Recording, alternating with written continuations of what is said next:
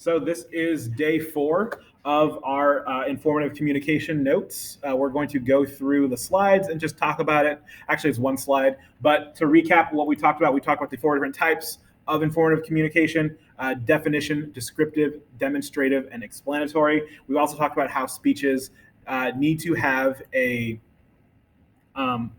opening, a way to kind of get your audience's attention, to grab them, to hook them in, so that way you don't lose them at the beginning. We also talked about how you want to support your speeches with either definitions or statistics or anything that is going to actually hold up your information to let them know that it's provable or credible or believable. And today we're getting into the final part, which is the conclusion. So if you guys remember, I taught English for 6 years before I taught this. So in terms of conclusions, a lot of students really struggle with writing conclusions, and I think that a lot of teachers struggle with teaching them as well. And I think that that's because we work so hard on starting right, and we work so hard on having an actual body of your essay, that we usually think that the conclusion writes itself, and to a degree it does.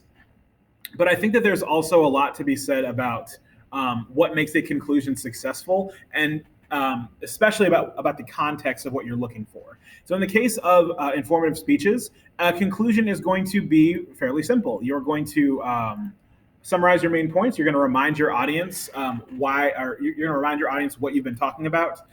So if you're giving a definition speech, you might summarize the different parts of it that make up said definition. If you're describing something, you kind of sum up again what you were describing and what it is, and so you're kind of giving them that last minute picture of it again. Explanatory and demonstrative also work the exact same way. You're probably not going to see a lot of summary of the main points in the demonstrative speech, only because since they're taking you step by step, they don't really need to summarize all the steps again. But there are some speeches and some cooking videos that count as demonstrative speeches that will do this. But yes, the first step of the conclusion, very similar to how you write an essay, is to summarize your main points. Remind your audience what you've been talking about. Next is the restatement of the purpose. Remember that the purpose is why you are talking or why you're writing if you're writing an essay. But in the case of this, in an informative speech, you want to restate your purpose. You want to remind your audience why they're there in the first place. Now, you guys are probably familiar with what's called a call to action, and you probably learned this in your English class. But basically, your English teacher will tell you, all right, you guys, you just wrote your expository essay, or you just wrote your persuasive essay, or you wrote your analytical essay. You've got one more paragraph with your audience, so you have to tell them what to do next. Okay, so you basically gave them all that information. Now you tell them what to do next. And that's what's called a call to action, because you tell your audience to do something.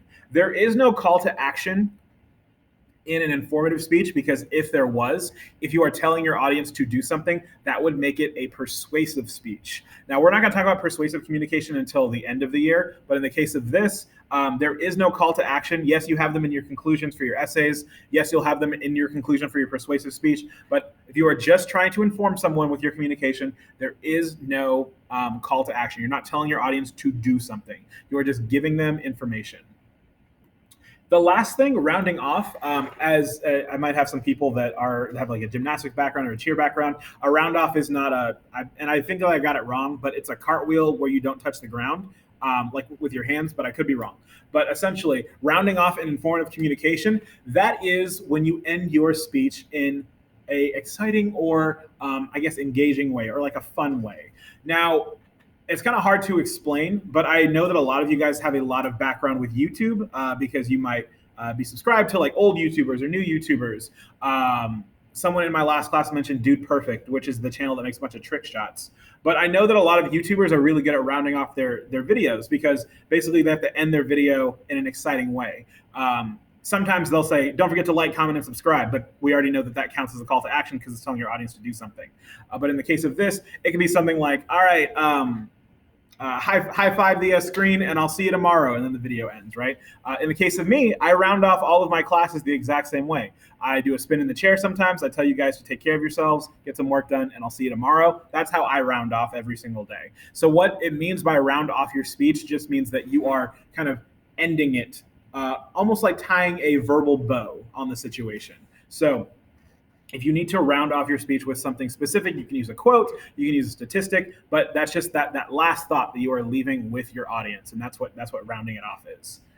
But other than that, that is it for our notes on informative communication. We talked about the introduction. We talked about um, the body of the speech, and we also talked about the conclusion.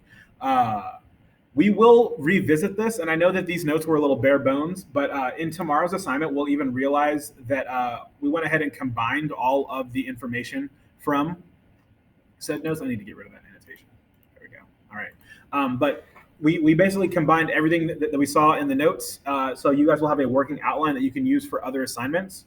But like I said, I'll talk more about this tomorrow. But to kind of recap, that is how an informative speech works. It's very similar to a lot of speeches, but you will have an introduction, get their attention, the body of the speech, you're supporting it with information, and then you're concluding, in which you summarize your main points, restate your purpose, and you end your speech in an exciting way. And so that is how you communicate informatively.